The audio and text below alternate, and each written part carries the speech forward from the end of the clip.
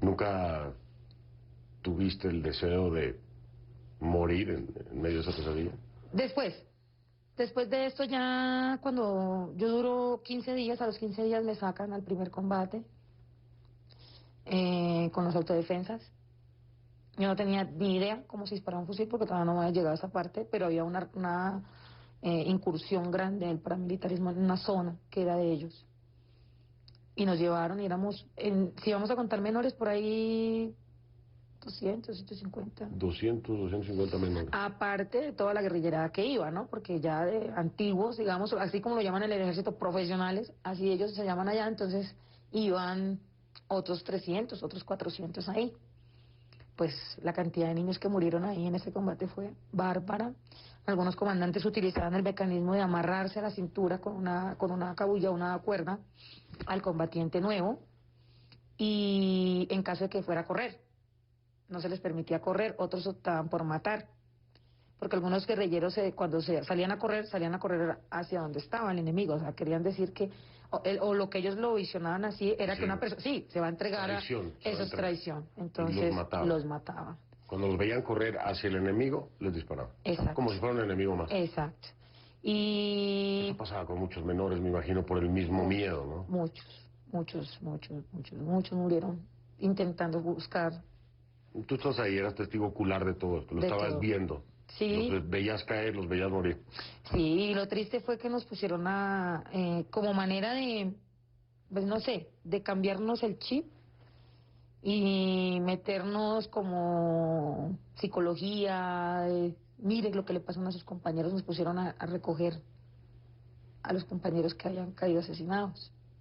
Ustedes los recogían. Exacto, y enterrarlos y todo el tema, ir y mirar cómo terminaban de matar los paramilitares que quedaban vivos, o sea, es algo muy fuerte. A los paramilitares que estaban vivos iban y los ejecutaban, y los llevaban a ustedes para enseñarles. Para mirar cómo... ¿Con cuántos años? Tenía 15 días de haber llegado. 15 días de haber llegado, ya habías pasado por todo eso. Ya estábamos viendo eso.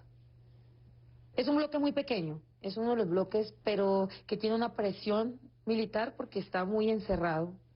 Alrededor del bloque hay muchas bases militares y eso hace que la presencia del ejército esté ahí y por su naturaleza y eran sitios de demasiada coca, donde se manejaba mucho el narcotráfico, el paramilitar también llegaba a esas zonas a ejercer, entre comillas, control. Entonces, era muy difícil, no sé, para mí esas son de las imágenes que no se me borran de mi mente.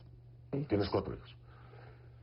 Pero algunos son producto de las violaciones. ¿Cuántas veces te violaron que tú recuerdes? No, son muchas. No quiero ni contarlas siquiera. Fueron muchas. ¿Tantas como para perder la cuenta, por ejemplo?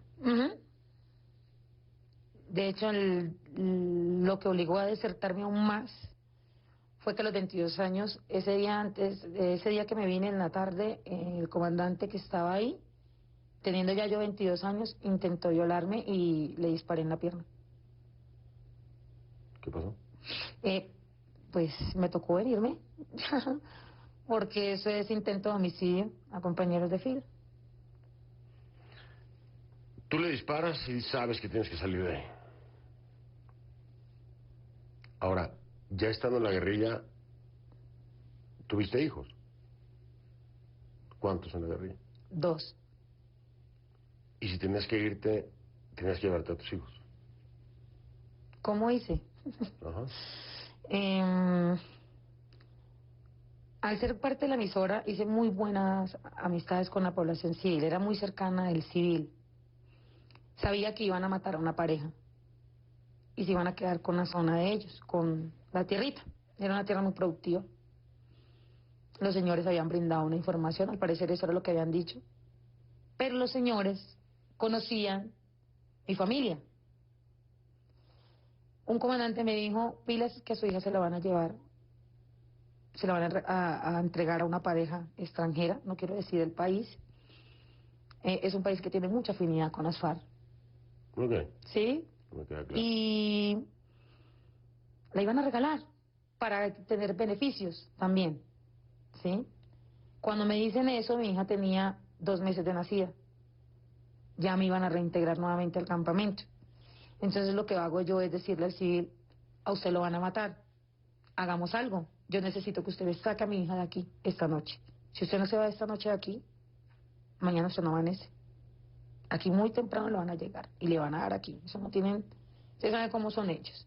Salve su vida y la de mi hija. Y la de mi hija. Y le di los datos de mi casa y el señor fue muy agradecido. De hecho, es una de las cosas que yo le agradezco a la vida y a ese señor, es haberle entregado mi hija a mi mamá. Porque ese era mi pensar, si yo me voy, ¿cómo saco a mis hijos? Y eso era la parte que me tenía obligada a estar ahí. Y mi segundo hijo, sí permitieron que fueran por él. Ya se dieron cuenta la primera vez que se las saqué sin que ellos se dieran cuenta. Entonces optaron por permitir que vinieran a recoger a mi hijo, a mi segundo hijo. Y fue más fácil. Pero yo creo que me siento muy afortunada de haber podido tener a mis hijos. Fue una pelea muy grande. La manera para que te obligan a abortar es fuerte. Si tú no tomas la decisión de tomarte las pastillas que te dan o de hacerte el degrado como lo hacen ellos, ¿sí? Te ponen a cargar, a caminar, exceden el peso de las cosas para que tú de alguna manera tengas un resbalón y pierdas a tu hijo. Para provocar un aborto. Para provocar el aborto. Pero los comandantes sí pueden tener hijos. Pues esta entrevista fue mucho más larga, por tiempos de televisión, obviamente no se la puedo presentar completa. Una mujer afortunada, como dice ella, salió de las FARC y salió con sus 2 hijos.